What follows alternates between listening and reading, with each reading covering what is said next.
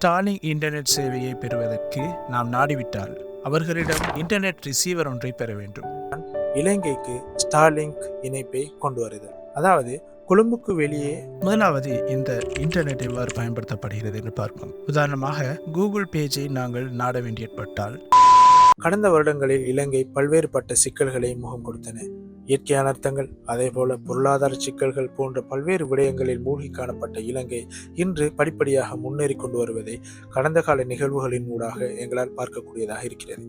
அந்த வகையில் சென்ற மாதம் இலங்கையில் முக்கியமான நிகழ்வு பதிவு செய்யப்பட்டுள்ளது. அதுதான் இலங்கையின் ஜனாதிபதியான ரணில் விக்ரமசிங்க அவர்களும் உலகிலே மிக பிரசித்தி பெற்று காணப்படக்கூடிய பல்வேறு கண்டுபிடிப்புகளுக்கும், அதாவது ஸ்பேஸ் எக்ஸ், ஸ்டார்லிங்க், இறுதியாக மிக பெரும் வரவேற்பை பெற்ற மைக்ரோசிப் போன்ற கண்டுபிடிப்புகளுக்கு பொறுப்புதாரராக காணப்படக்கூடிய இலான் மஸ்க் அவர்களும் இணைந்து பல்வேறுபட்ட விடயங்களை பற்றி ஆலோசித்ததாக தகவல்கள் கூறுகின்றன.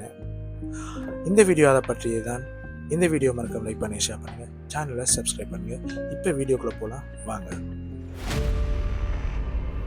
இதனை அடுத்து இலங்கையில் யாழ்ப்பாணத்தில் இளைஞர் சேவை மன்றத்தினால் ஏற்பாடு செய்யப்பட்ட ஒரு நிகழ்வில் கலந்து கொள்ளும் பொழுது ரணில் விக்ரமசிங்க அவர்களிடம் ஒரு இளைஞர் எழுப்பிய கேள்விக்கு பதிலளிக்கும் முகமாகத்தான் அவர் இவ்வாறு கூறினார். இலான் மஸ்குடன் நாங்கள் பல்வேறுபட்ட விடயங்களை பற்றி ஆலோசித்திருந்தோம். அதிலும் குறிப்பாக இலங்கையில் பல்வேறுபட்ட பொருளாதார சிக்கல்கள் ஏற்பட்டன. அதிலிருந்து இலங்கையை எவ்வாறு கட்டியெழுப்ப முடியும், அதே போல இளைஞர்களுக்கான தொழில் வாய்ப்புகளை எவ்வாறு பெற்றுக் கொடுக்க முடியும் போன்ற பல்வேறுபட்ட விடயங்களை நாங்கள் கலந்து ஆலோசித்தோம் என்று ரணில் விக்ரமசிங்க அவர்கள் குறிப்பிட்டிருந்தார். இதனை அடுத்து இன்னும் மிகப்பெரிய முக்கியமான ஒரு விடயத்தை பற்றி நாங்கள் கலந்து ஆலோசித்தோம். அதுதான் இலங்கைக்கு ஸ்டார்லிங்க் இணைப்பை கொண்டு வருதல். அதாவது கொழும்புக்கு வெளியே பல்வேறுபட்ட இடங்களில் இணைய சிக்கல்கள், இன்டர்நெட் சேவையில் பல்வேறுபட்ட சிக்கல்கள் காணப்படுகிறது. அதிலிருந்து நிவாரணத்தை பெற்றுக்கொள்வதற்காக ஸ்டார்லிங்க் சேவையை பெறப்போவதாக இலான் மஸ்கிடம் நாங்கள் அதனை பற்றி கலந்து ஆலோசித்தோம். ஆகவே ஸ்டார்லிங்கை இலங்கையுடன் இணைப்பதில் பல்வேறுபட்ட நன்மைகள் காணப்படுகின்றன. அந்த நன்மைகளை பெற்றுக்கொள்வதற்கான ஒரு வாய்ப்பாகவும் இந்த கலந்துரையாடல் காணப்படுகின்றதாக அவர் கூறியிருந்தார்.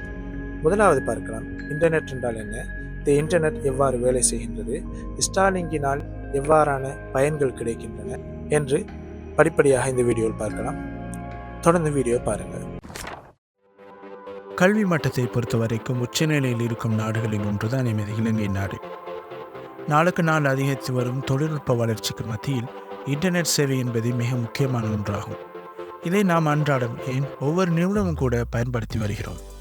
ஆனால் துரதிர்ஷ்டவசமாக மக்கள் நடமாட்டம் குறைந்த பகுதிகளுக்கு நாம் செல்ல வேண்டி ஏற்பட்டால், அல்லது அவசர தேவைகளுக்கு இன்டர்நெட்டை பயன்படுத்த வேண்டி ஏற்பட்டால் நிச்சயமாக எங்களால் பல இன்னல்களை நாங்கள் சந்திக்க வேண்டி ஏற்படும்.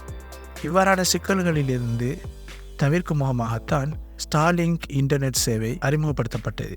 இதனூடாக மக்கள் எவ்வாறான இடங்களுக்கு சென்றாலும் கூட நொடிக்கு நொடி இன்டர்நெட் சேவையை பயன்படுத்தக்கூடியதாக காணப்படும். முதலாவது இந்த இன்டர்நெட் எவ்வாறு பயன்படுத்தப்படுகிறது என்று பார்ப்போம். உதாரணமாக கூகுள் பேஜை நாங்கள் நாட வேண்டி ஏற்பட்டால் உடனடியாக எமது போனினூடாக ஒரு கோரிக்கையை முன்வைப்போம். அந்த கோரிக்கையை எமது அருகிலுள்ள செல்போன் டவர்கள் எலக்ட்ரோ மேக்னெட்டிக் வேவ்ஸாக அதனை பதிவு செய்து அதனை சேட்டலைட்டுக்கு அந்த கோரிக்கையை அனுப்பி மீண்டும் கூகுள் சர்வருக்கு பக்கத்தில் இருக்கக்கூடிய ஒரு செல்போன் டவருக்கு மீண்டும் அதனை அனுப்புகிறது. அந்த செல்போன் டவர் அந்த கோரிக்கையை பெற்று கூகுள் சர்வருக்கு அந்த தகவலை கடத்துகிறது.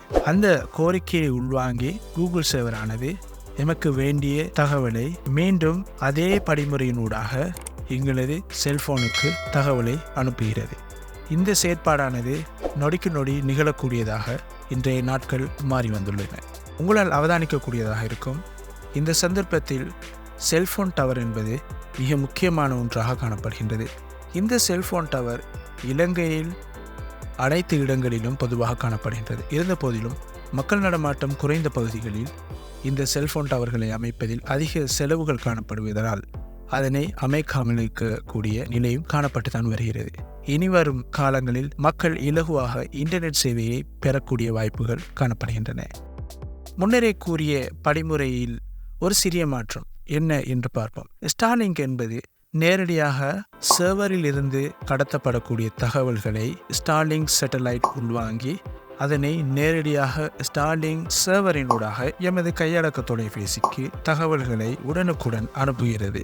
இது முந்தைய நாட்களில் சில ஸ்மார்ட் போனினூடாக பாவனையில் காணப்பட்டன. உதாரணமாக பிளாக்பெரி எனும் கையடக்க தொலைபேசியினூடாக இதே போன்ற சேவை காணப்பட்டது குறிப்பிடத்தக்க ஒரு விடயம். இன்னும் இலகுவாக கூற வேண்டும் என்றால், ஸ்டார்லிங் இன்டர்நெட் சேவையை பெறுவதற்கு நாம் நாடிவிட்டால் அவர்களிடம் இன்டர்நெட் ரிசீவர் ஒன்றை பெற வேண்டும். அந்த இன்டர்நெட் ரிசீவர் என்பது அனைத்து இடங்களுக்கும் கொண்டு செல்லக்கூடிய வகையில் காணப்படும். இவ்வாறு காட்டு பகுதிகளாக இருந்தாலும் சரி, இன்னும் ஏனைய பிரதேசங்களுக்கு கொண்டு சென்றாலும் கூட நேரடியாக ஸ்டார்லிங் இன்டர்நெட் சேவையை பெறக்கூடியதாக காணப்படுகிறது. இதனூடாக இனிவரும் காலங்களில் இன்டர்நெட் தொடர்பான பிரச்சனைகள் ஏற்படுவதற்கான வாய்ப்புகள் குறைவாக காணப்படும். இந்த வீடியோ பிடிச்சிருக்கும் நம்புறேன். மறக்காம வீடியோ லைக் பண்ணி ஷேர் பண்ணுங்கள், சேனலை சப்ஸ்கிரைப் பண்ணுங்கள். தேங்க்ஸ் ஃபார் வாட்சிங்.